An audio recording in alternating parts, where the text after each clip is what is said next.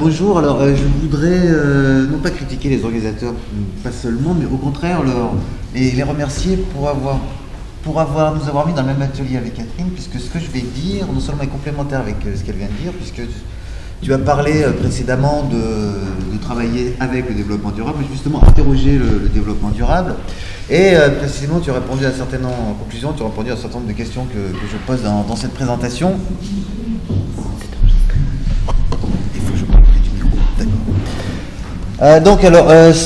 Ce petit article que j'ai écrit sur le développement durable est parti d'un scepticisme sur le concept, et donc je me suis un petit peu dit, en fait, quand j'ai rédigé, je me suis dit, est-ce que je vais mettre un S à question ou non? Parce que si je mettais pas d'S en question, ça veut dire que je remettais en cause, dans mon titre, le développement durable en question, ça veut dire que je remettais en cause le concept, mais je pense pas que le concept mérite d'être complètement remis en cause. C'est pour cela que j'ai plutôt préféré me poser des questions sur le concept.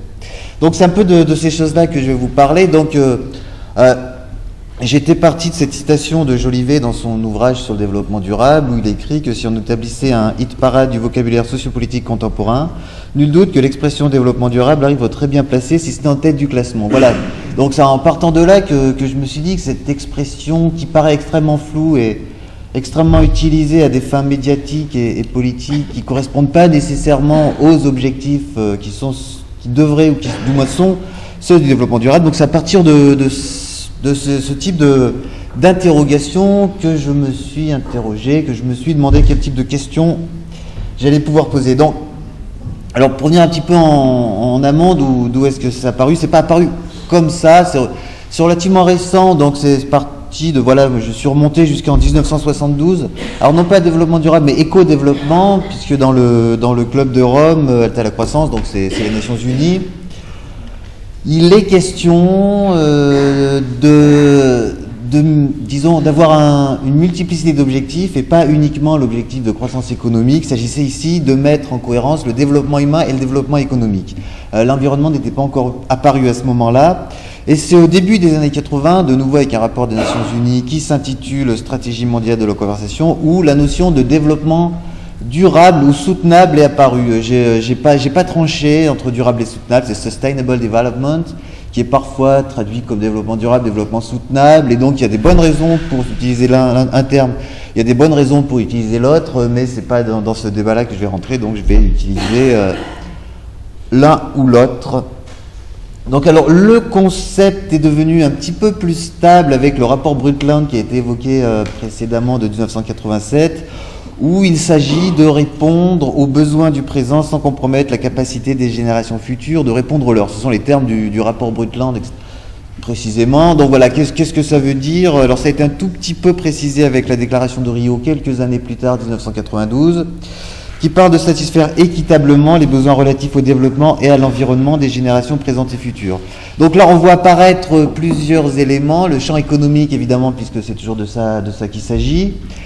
Le champ social, où on parle de satisfaction équitable des besoins, donc il s'agit de garantir une certaine équité sociale, et le champ environnemental, il s'agit de préserver l'environnement, ce qui nous donne avec trois objectifs. Donc voilà, il s'agit de la notion de développement durable telle qu'elle est émergée précisément dans la deuxième moitié des années 80, début des années 1990.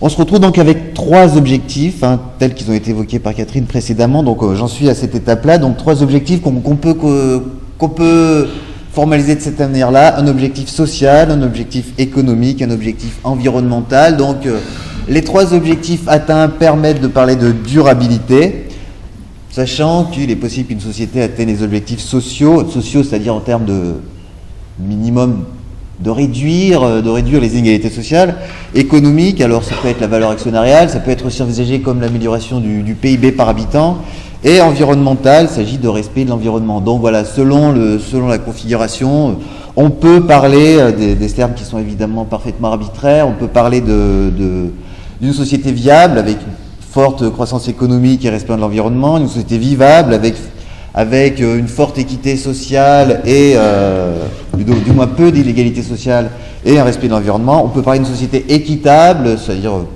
faible inégalité sociale et forte croissance économique, et on parle de société durable, de développement durable quand les trois sont réunis. Donc je vais proposer un ensemble de critiques par rapport à ça. Voilà, plutôt des éléments de réflexion que j'ai vu émerger par rapport à la notion de développement durable, et justement pour discuter vraiment de cette question-là, et pas tant pour critiquer finalement que pour améliorer le concept et le rendre opérationnel.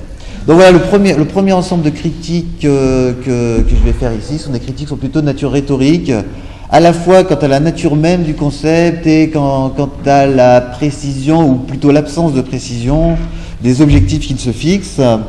Puis un deuxième type de critiques seront de nature théorique.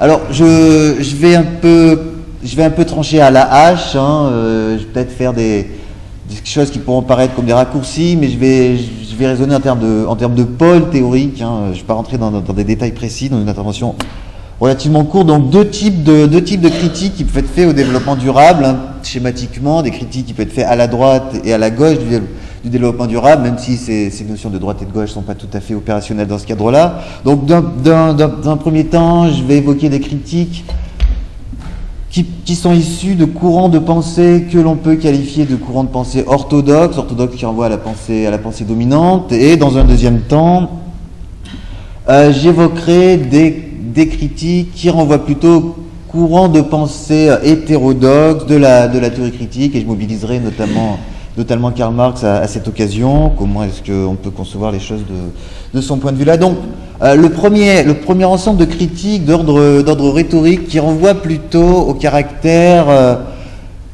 qui me paraît assez ambigu du concept multiforme. Alors évidemment, beaucoup de travaux ont été faits pour préciser ces questions-là, mais à l'étape de ma réflexion, j'ai pensé qu'il n'existait pas de définition claire et achevée, ou du moins il existait une multitude de définitions qui ont toutes des avantages assez conséquents, mais on n'arrive pas à mes yeux, avoir une définition achevée, si bien que voilà, cette interrogation-là, je vais l'axer sur deux axes, un axe sur le concept même de développement durable, et un autre axe sur les objectifs que se fixe le développement durable.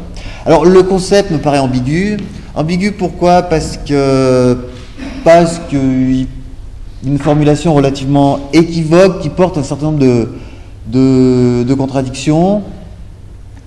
Alors il s'agit de savoir si le développement est compatible ou non avec la durabilité ou avec la soutenabilité.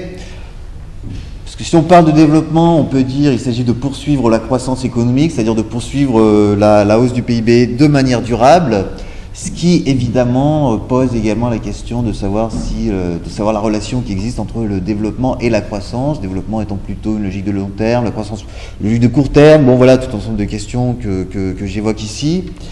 Et puis sur la question de la durabilité, de la soutenabilité, voilà,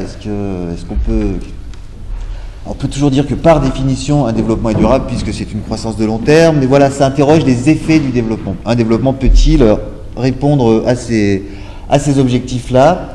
Donc voilà, l'idée que j'avais là-dessus, c'est que ce concept qui reçoit un certain consensus, une certaine unanimité sous certains aspects, m'a fait poser la question, oui, mais si tout le monde est d'accord, c'est bien la preuve que le concept mérite d'être précisé un peu plus clairement. C'est pour ça que je vous ai fait apparaître ici la citation d'un directeur, d'un président d'une grande entreprise, British Petroleum en France, qui disait, il y a ça une dizaine d'années, le développement durable, c'est tout d'abord produire plus d'énergie, plus de pétrole, plus de gaz, peut-être plus de charbon et de nucléaire, et certainement plus d'énergie renouvelable. Dans le même temps, il faut s'assurer que cela ne se fasse pas au détriment de l'environnement. Donc on voit à travers ce type de citation que le concept est suffisamment vaste pour pouvoir être utilisé à des fins qui ne sont pas nécessairement celles qui sont celles des créateurs du concept, ni même celles qui correspondent au bien-être de l'humanité, quand bien même je n'interroge pas plus que ça sur les questions, sur les objectifs de ce monsieur à l'égard du bien-être de l'humanité. Donc voilà ce type de questions que je me suis posé. Et puis le deuxième aspect, C'est sur la question des objectifs, les 3 objectifs que j'ai évoqués tout à l'heure, donc équité sociale, respect de l'environnement et croissance économique. Et il m'est apparu que la manière de coordonner ces 3 objectifs était extrêmement complexe, extrêmement difficile. Et même si on conçoit chacun de ces objectifs soulève un ensemble de questions qui n'ont pas été résolues, notamment la question du bien-être. De quel bien-être s'agit-il? Celui du présent, celui du futur. Il s'agit de coordonner les deux, si on en croit le rapport Brundtland.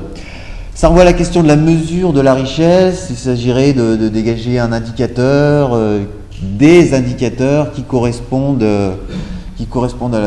à une mesure de la richesse qui renvoie aux 3 objectifs. Donc le PIB renvoie à l'objectif économique. On peut renvoyer à l'IDH qui renvoie à la fois un objectif économique et un objectif d'équité. Puis il existe des indicateurs environnementaux, il s'agit de choisir lequel. Et puis de quels besoins s'agit-il quand il s'agit de satisfaire les besoins des générations présentes et futures? Donc s'agit-il des besoins vitaux? S'agit-il des besoins supérieurs aux besoins vitaux? Alors, a été évoqué en introduction du colloque les besoins qui renvoient à la pyramide de Maslow. De quel niveau de consommation s'agirait-il? Et puis sachant que les besoins sont parfaitement construits socialement. Donc voilà, que veut dire une société qui soit socialement soutenable? Quelles sont les normes d'équité? Comment va être mesurées ces normes d'équité? Est-ce qu'on parlait par exemple de capacité, comme on peut trouver chez Amartya Sen, ou d'opportunité de bien-être, comme on peut trouver chez Ronald Dworkin? Tout un ensemble de questions qui se posent, qui font que le concept lui-même et les objectifs méritent d'être précisés de manière un peu plus importante. D'accord. Passons à présent aux critiques d'ordre plutôt théorique. Donc des critiques d'ordre théorique que j'ai classées dans l'orthodoxie, de manière là encore totalement arbitraire, j'en conviens. Donc, dans ce champ-là, j'ai vu deux critiques. D'une part, une critique qui a une parfaite confiance en la croissance économique. D'autre part, une critique et une parfaite confiance dans le progrès technique et la science.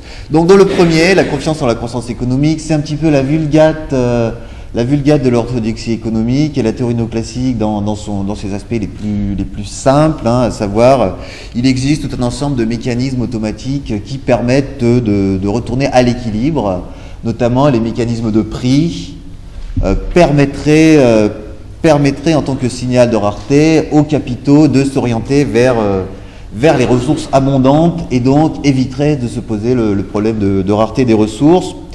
Ça correspondrait à intégrer l'environnement dans une fonction de production. Et donc l'environnement, dans une logique de maximisation, de fonction de production néoclassique tout à fait traditionnelle, les fonctions de production tout à fait traditionnelles permettraient de garantir un respect de l'environnement grâce aux mécanismes régulateurs assez classiques. Ce qui veut dire que quand bien même il existerait des difficultés quant à l'environnement, elles ne seraient que temporaires, vous voyez, dans cette courbe qui est la courbe environnementale de Kuznets. Alors c'est une courbe qui a été reprise de la courbe de Kuznets qui portait sur les inégalités, donc à la place de pollution, vous inscrivez inégalité, donc dans les premières phases de développement d'une société, les inégalités se renforcent jusqu'au point où elles atteignent un maximum, puis elles se réduisent avec l'augmentation de la croissance. Et donc c'est la même logique qui est à l'œuvre sur la question de l'environnement. Donc la pollution augmente au début de la phase pré-industrielle, puis elle augmente pour atteindre son maximum au cœur de la phase industrielle, et elle tend à se réduire dans la phase post-industrielle. Donc voilà, c'est une proposition qui est faite justement pour garantir que la croissance économique, si elle se poursuit, va assurer une garantie de respect de l'environnement. Donc voilà, il se trouve que cette courbe n'a été vérifiée que dans certaines zones, principalement les pays les plus riches. Et puis il n'en reste pas moins que si la pollution conduit à la disparition de certaines espèces, les espèces ne vont pas réapparaître, c'est évident. Donc voilà quelques éléments qui permettraient de dire mais pourquoi la croissance économique équilibrée ne permettrait-elle pas de garantir le respect de l'environnement et donc d'assurer les objectifs du développement durable? Et puis, deuxième aspect, on peut parfaitement faire confiance en la science, que la science est parfaitement capable d'assurer ce respect. Là, précisément, il est possible de dire que le progrès technique répond aux questions environnementales. Là, je vous ai donné l'exemple de l'intensité énergétique, c'est-à-dire la dépense d'énergie par habitant dans un pays. Donc là c'est pour la France. Vous voyez que cette intensité énergétique qui était de l'ordre de 11 000 par habitant, 11 000, c'est converti en kilowattheures, je crois, par habitant, est tombé en dessous de 10 000 en 2007, et donc l'intensité énergétique diminue, donc si bien que ça permettrait de dire que le progrès de la science, cohérent avec la croissance économique, permet de garantir le respect de l'environnement. Donc voilà, ça serait dans une logique de destruction créatrice, au sens de Schumpeter, où l'apparition de nouvelles activités innovantes permettent de produire plus, de produire mieux, avec moins de ressources. Et donc c'est ce qui permet de répondre à la difficulté qui est posée par le rapport entre la croissance économique et l'environnement. Et puis surtout, quelques éléments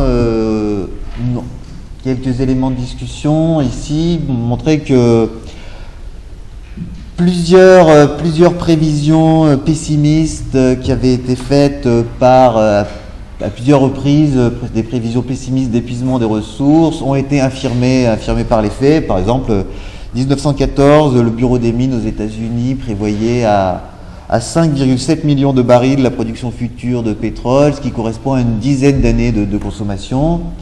En 1914. En 1972, le rapport Meadows, le même que j'évoquais tout à l'heure, prévoyait pour la fin du siècle l'épuisement de certaines ressources. Il se trouve que c'est pas aussi évident que ça.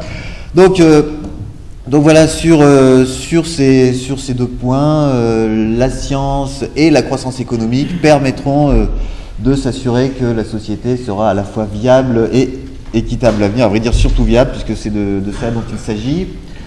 Alors le deuxième ensemble des critiques théoriques que je vais évoquer ici, ça renvoie à une critique hétérodoxe, critique hétérodoxe. Alors je conçois pas les critiques hétérodoxes nécessairement comme des critiques du capitalisme, mais c'est sur ce point-là que je vais me centrer. Donc il s'agirait de concevoir la critique du développement durable ou le développement justement du développement durable comme dans le cadre d'une critique du capitalisme.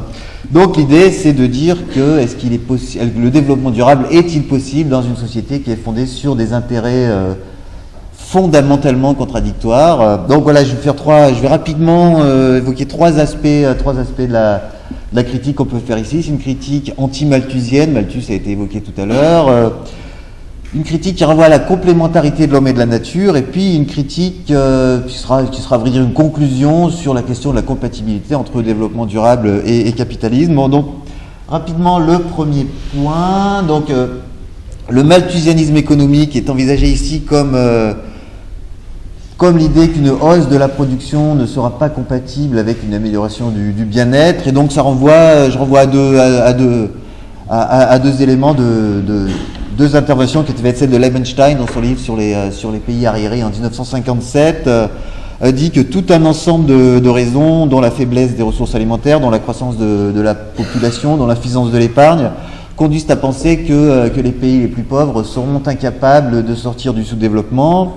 Et le Club de Rome, dans son rapport Halte à la croissance en 1972, explique que pour tout un ensemble de raisons qui renvoient, mais pas seulement aux raisons précédemment évoquées, assure que la croissance sera limitée à court terme. Et donc tous ces éléments-là méritent d'être critiqués. Ce qui est fait ici, c'est que la loi de Malthus, étant une loi de la population immuable, s'affronte au fait que l'humanité et l'histoire reposent sur bien autre chose que des lois immuables. Au contraire, elles sont des lois complètement humaines, et c'est l'humanité elle qui fait sa propre histoire, si bien qu'on peut parfaitement dire ici que l'amélioration de la productivité permettrait un développement des forces productives qui soit suffisant pour améliorer significativement le bien-être social et le respect de l'environnement. Donc dans un cadre dans un cadre de développement durable. Voilà, je trace à très très grands traits des éléments qui méritent beaucoup plus de discussion évidemment.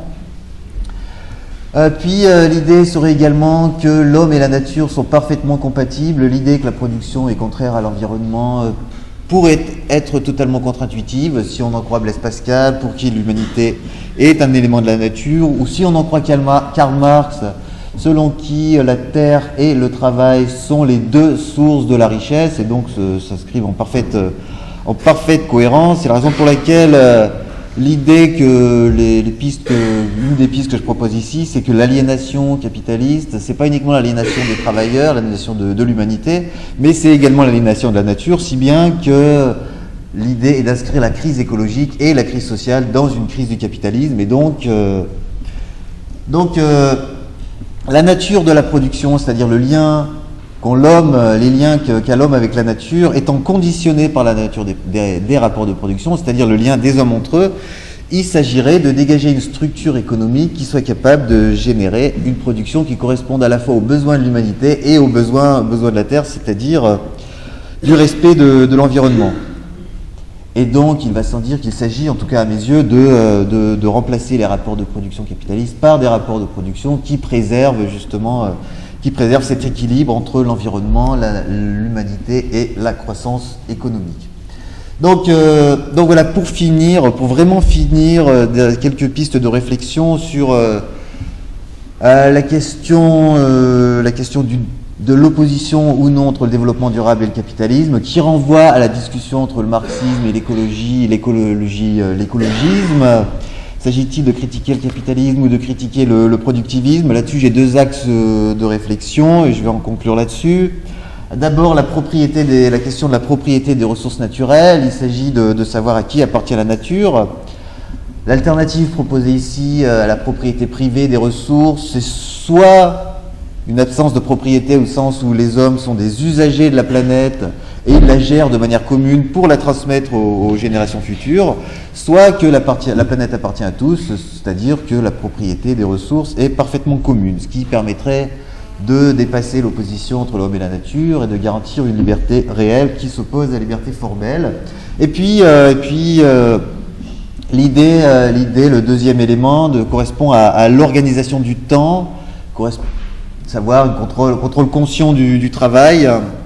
Donc il s'agit de substituer la production artistique et intellectuelle à une production qui soit nuisible à l'environnement, de telle sorte que les capacités, au sens d'Amartya Sen, puissent être meilleures. Donc voilà, je passe rapidement là-dessus puisque je vais conclure. Donc voilà, j'ai dégagé à grands traits quelques éléments de réflexion sur les limites qu'on pourrait apporter au concept de développement durable. Donc voilà, j'invite à inscrire l'analyse du développement durable et d'inscrire les travaux du développement durable dans une analyse générale du capitalisme, et donc j'invite à concevoir le développement durable comme un outil de théorie critique. Voilà, je vous remercie de votre attention.